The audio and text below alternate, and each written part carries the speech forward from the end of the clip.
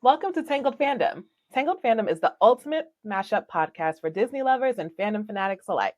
Join us as we explore the unexpected connections between Disney's magic and epic stories from other fandoms. From the emotional depths of shonen anime to the adventures of the Fab Five, we'll uncover shared themes, characters, and moments that tie these worlds together. For my gamers, think Kingdom Hearts, but in podcast form. So whether you're a Disney dreamer or a fandom explorer, this podcast is your invitation to the ultimate crossover conversation. I'm Reggie, and I'm always ready to get lost in pop culture. I love everything from comics to sci-fi. I just really love making connections between different fandoms.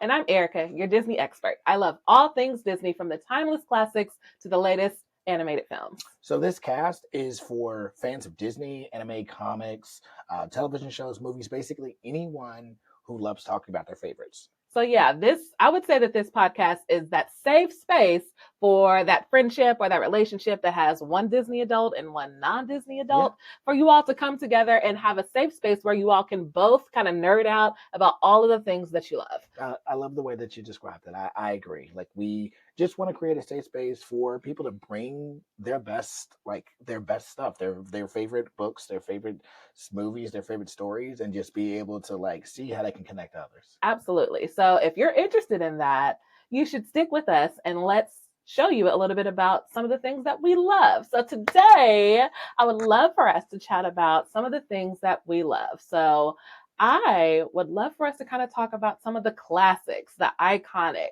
all things like when you think about our different fandoms. Who do you go to? Who's the first thing that pops into your mind when you think about your fandom? Well, we're a team. Mm-hmm. So right now, the first group that comes to mind, team, would be Justice League. I'm thinking Batman, I'm thinking Superman, I'm thinking Wonder Woman, and the other cast of characters that are on that team. But when I think of iconic teams, the Justice League comes to mind first. What about you? Okay. Well, I mean, my guy, Mickey Mouse, obviously he's the best. So when I think about a team that Mickey Mouse is on, I guess I would say the Fab Five, of course, the Fab Five. That's your classics. You've got Mickey, Minnie, Goofy, Donald, and our best friend Pluto. Okay, and I want to take a moment. I recognize that I'm wearing a Marvel hoodie today. I don't want to take away from the fact that I love DC, but this is one of my favorite hoodies. And considering this is our first episode, I just wanted to, bring it out, put it out there. Could have talked about the Avengers, but the Justice League sounds fun. It's pretty classic. It's pretty classic. So tell the people about the Justice League. Teach me, enlighten me. So the Justice League has been around since the 1960s. Pretty much it's typically a roster of Batman, Wonder Woman, Superman, The Flash, Green Lantern, and then Martian Manhunter, right? So basically they come together when there is a threat that's too big for one of them. So whereas Batman typically fights street level, criminals, it would be a villain like Starro, who's this big fake, this big alien that gets on people's faces and does mind control. But that was their first big villain that brought them together in the comic books. So it's since turned into animated series, turned into books, turned into movies. So the Justice League, I think, has just had, since Superman's been around since 1938, ever since that superhero race started, it's led up to these iconic characters that we are lucky enough to be able to see in a team like this. Okay. All right. I didn't know that. I didn't know that they've been around since, you said, the 30s? Superman's been around since 1938. Technically, Superman was the first published superhero at the time. Oh. So, there were obviously radio programs that had super heroic individuals. You had the Long Ranger and things like that. But as far as a comic character, Superman is usually attributed to be one of the first recognized. Okay, I can see that. I mean, he's got a lot of clout, but he does not have more clout than Mickey the Mouse. Okay, Mickey the Mouse. Mickey the Mouse is the GOAT, the greatest of all time. So I mean, you said that Superman and the Justice League is about 100-ish, almost 100 years old. The Justice League would be 100 in the 60s, but Superman has been around since the 30s. So since the 30s? Mickey Mouse did a couple of years ago. Superman's about to hit the public domain. Okay, so well, old enough to hit the public domain. Yeah, I mean, Mickey Mouse and the Fab Five have been around, I think, since the 1928, I believe. This Mickey. Yeah, so 1928 with the Walt Disney Company being 102 years old now, or getting close to that, because I know that they celebrated their 100th anniversary in 2023. Yes. So they started in Yes. 1923, and I love that. What I love about this is like both of these groups is that the longevity that they've had, like sure. the fact that they have persisted and remained in pop culture, like a main fixture in pop culture for generations and generations and decades at this point is really, really cool. I agree. So what is it that you think is about these groups or these characters that allows them to have such staying power? I would say adaptability. I think that like with the Justice League and DC characters, even Marvel characters, depending on who the author is or even the artist, like they can take on a new life. They can change depending on what the social context is, and but also like whatever vision that person has, it's just a different take on these characters that we know and love. So I think that being able to adapt and being able to change with the times has kept them relevant for so long. Yeah, and I think about Mickey the same way that I kind of think about Barbie. It's like Mickey can be anything. It's like Barbie can be anything. So when you think about Mickey, you think about him being like the best friend, the leader, like the poster character for like good American kind of values or just people values, human values, kindness, friendship, leadership, all of those sort of things. And I think that those are the characters that are really enduring, and that's what helps to resonate with people throughout time and space. I agree, and it's funny you say time and space. And my reference for Mickey right now is King Mickey from Kingdom Hearts 3, which is why I made that Kingdom Hearts reference earlier, because I've recently got back into playing that.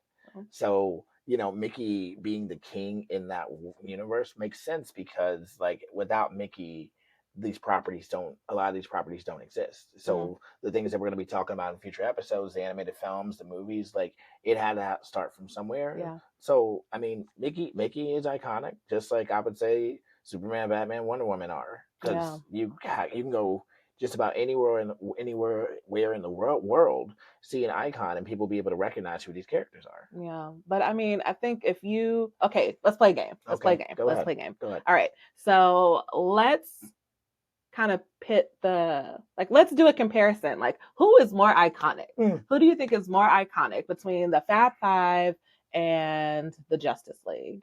So who you got first? Well, I'm going to go ahead and say it depends on who you're talking to, because if you talk to a preschooler, Mickey is probably going to be more iconic than Superman. But if you talk to someone, my age, they'll probably be like, yeah, I grew out of Mickey. So I'm team Justice League. I'm team superheroes. But Mickey versus Superman, who's more iconic to you? Well, obviously, like you just said, Mickey Mouse is more iconic because it does have that long staying power. Like you get introduced to Mickey when you are so young, and you can appreciate him for who he is, like the character that he is from a young age. And then you can carry that love throughout adulthood for all of your life. Yes, to your point, you might, the love might ebb and flow, but I think that you can still understand Mickey, and there's some sort of relatability with him throughout your entire lifespan. While I feel like Superman, like you get an appreciation of him more, I feel like, as you get older. Yeah. I think that lifespan of love is a little shorter because it doesn't start until later in life. So I'll go ahead and give you that point. I think Mickey having that longer lifespan, like that gap between being a child to being an adult and being able to cover that whole stage, I think that makes Mickey more iconic. So I'm gonna let that one go. So what? All right. What about Donald versus Batman? Ooh, who is more iconic? I'm sorry, I know Donald's number one, but I think I would have to say Batman, honestly. I would agree. I think that, just to go at Donald for a second, because I don't rock with Donald, and there's a story for that. But we'll save that for another day. The only Donald I recognize is Clever. But seriously, no, I think that Donald fades into the background of Mickey Mouse, like it's kind of overshadowed by the mouse. Whereas I feel like Batman standalone is Batman. Like whether Batman can be Batman in the Justice League or Batman in his own comic books or in his own series, his own movies, and it's just like, that's Batman. I haven't seen a Donald Duck movie. Yeah, that's true. I mean, Donald definitely has some spin-offs, but Right. again, it's with other characters. Exactly. You think about like his nephews or, like all the ducks and all that Shout sort out of to stuff. DuckTales. Yes. I You- love but DuckTales. again, that's him with other people or even him with Exactly. Daisy. But the thing that I think is slept on about Donald is I feel like when you think about the maturity of the different groups that we have, I Hmm. think that Donald adds a layer of complexity to the Fab Five and having more of that emotional human element, like when you think Mm. about growth, because you think about Donald, one of the things that he's iconic for is his temper, Mm. Yeah. So Yeah. I think that adds a layer of complexity to the Fab Five that really speaks to the human spirit and the different parts of being a human and a person, and um, just being able to explore that in a different way. From again talking about kids, Mm. like how do you manage your anger? How do you manage these big feelings and emotions that you have? You have I Mickey have a that's point for there, that. but Donald lets you explore a different element that's not all sunshine and rainbows. So And I'm glad that you kind of ended with that, because I mean, Batman is the Dark Knight, yeah, meaning that Batman's character is really exists to say that the world isn't all sunshine and rainbows. mm, There's some real deep seated things that do happen in society that don't always turn out, but still in the darkness you can be the light. true. Batman is a universally respected tactical genius. I mean, other than being part of the 1% being rich, Batman also, has knows as many, pretty much whatever the plot demands, Batman can provide it. Mm. And I think that being able to be a character where, people who have been through some things can see themselves and see like them work through that anger, working through those, Loss, all of while, that. going through loss, grief, but also finding kindness in the world, finding companionship in the world in And not spite letting it of, jade you. yeah, and Yeah. not letting it jade you to the point where you're not a functioning person. Hmm. Like, I think Batman wins that because he's literally a person whose mission became using that grief to do something good in the world. I agree. So one for Batman, one for the Justice League. We've Okay. got it. Okay. All Okay. right, now here we go. So shout out to the only two girls on both of these teams, Minnie Mouse and Wonder Woman. That we mentioned, because we got, Okay. also, you have Hawk Girl, you have different Green Lantern. Like, there's so many Vixen. There's so many different characters. Like, that's the beautiful thing about the Justice League, the rotation. Like, while you Listen. have five, the Justice League allows you to like find series that have characters that you can relate to individually as well, where you're not pigeonholed into certain characters. So, I mean, I get the staying power of that group staying together, but having that like ability to like see different versions and see how they handle different situations, I think is more real to the world. Okay, Because you so Wonder Woman versus Minnie Mouse. the, Which one? sorry about that tangent. um so I more iconic, again, I'm gonna default back to my answer, depends who you're asking, because Minnie Mouse is like Mickey. Like, I feel like it's the other side of the coin. Like, you see the mouse ears and the bow, boom, that's Minnie. Yeah, it's my That's girl. that's Minnie Mouse. Like, it doesn't matter if you're talking to a 2-year-old. Hmm. Minnie Mouse. I feel like asking a 2-year-old who Wonder Woman is and being able to understand the complexities of that character, or what Wonder Woman is supposed to be standing for. I think that you lose. I mean, Yeah. that's it lose. But then you get to a place where you have the older generation, they will probably recognize Wonder Woman as, like, they'll think of Linda Carter, and the series, and being able to see a woman on the screen being heroic and not needing a man to like define them. Well, listen, I love me some Wonder Woman. I mean, Minnie Mouse is the winner, clearly. But honorable mention to Wonder Woman. And I think that her character is so strong. She's such a badass. I love her so much. Mm. And I just think that um,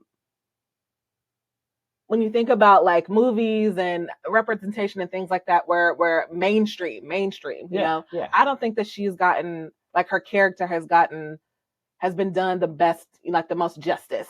over time. Like the movies, like she's had a couple of movies, but they haven't been the greatest, you know. Wonder Woman, the Like first Wonder they've been Woman all was right. amazing. They've been all right, but I think that again, it hasn't translated to like some of these like blockbusters. Like everybody's talking about it, you can't forget, like unforgettable. But her character, like if you think about her character, she is an unforgettable character. Agreed. But I think that we could do better with our storytelling of her to get it out there for mass media, for general consumption, for people to really truly understand her and love her and appreciate her more. But ultimately, at the end of the day, I love them both. I am never going to pit really two women against each other. So I want to uplift both of them, both Minnie Mouse and Wonder Woman. Okay. Well, we'll go ahead and say that was a tie then. And tie. We'll call it a draw. Yeah. So, I have one more. Okay. And then I think we'll take this preview towards its end. Okay. All right. Goofy or the Flash? Ooh, well, that one's easy for me. And I'm going to say Goofy, Goof Troop, the perfect Disney dad. Like, I just love him so much. He has such a sweet, kind heart, and he's so funny. And I don't know, I just really love me some Goofy. Like, Flash is cool, but Goofy has my heart. So, I think that the perfect Disney dad is crazy. But no, shout out to Goofy. Goofy definitely is a stand-up dad. I mean, I don't know how many parents would take their kid on a cross-country journey because so he wouldn't get the electric chair. Yeah, that was. Shout out to Chrissy Payne. She quotes that scene like weekly. And it's a friend of mine. But no, so the Flash to me is if a nerd, a character, like if a really nerdy person were to get superpowers, because like, you know, the Flash started out. He was a crime scene. I don't know why I can't think of what he did right now. I don't know why I can't. My brain's not doing it. I think it's because the pressure's on to try to go against Goofy.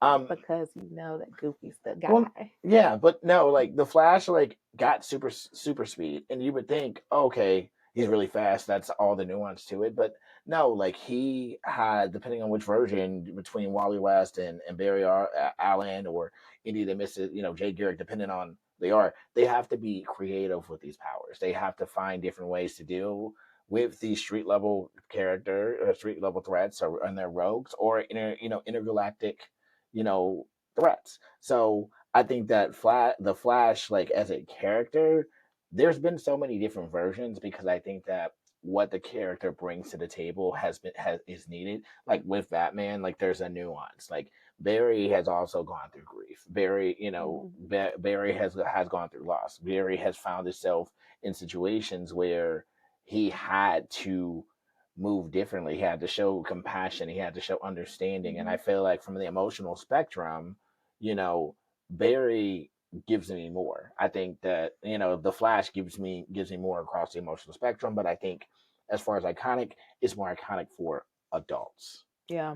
When I think going back to your point with Mickey, Goofy, from the time that you are in a onesie as a child, you can find Goofy with the bunch, where kids will be like, "Oh, that's Goofy," or they're watching Mickey Mouse Playhouse or something like that in this current age. Mm-hmm. I grew up with Goofy. Like Goofy, Yeah. Goofy is my favorite of the Disney of the Fab Five. Oh. But that's. And I think a lot of that has to do with a Goofy movie because it's that's a classic, an iconic a little movie. power line, yes. I mean, I think all of that's fair, and it's hard. It's hard to compare these two groups because of how different they are, but they do have a lot of similarities, a lot of different, themes that you can see as you look at how the group's dynamics are and what it is that they do and all of that. And that's what I can appreciate about having these conversations, is us being able to kind of find that common ground between the things that we love. Yeah. And, also be able to stand for our choices, I'm always going to stand for the Disney. But as you can see, sometimes the other fandoms went out in the case of Batman versus Donald on me. But I'm interested to hear what our listeners think. So I am too. I'm interested to hear what you all think. So what we would love for you all to do is to first like, subscribe, and share this podcast out with your other Disney adults, non-Disney adults, fandom lovers, and all the folks, everyone's got a place here. Just go along and go ahead and subscribe and like, but also down in the comments, um, leave who you think, who is the most iconic, the Fab Five or the Justice League, and tell us why. Yeah, and share your favorite moments, like any thoughts that you have about either team. Just let us know, because while we in our in this episode we've talked about like the heart of the characters, we talked about what the teamwork that they have can bring together. You know, I just want to hear what you think too. Yeah. All right. All right. So we just want to thank you for tuning in today's episode. As Erica said earlier, if you enjoyed it, don't forget to like, subscribe, or leave us a review, and we'll be back. So keep embracing the fandoms that you love. See you real soon.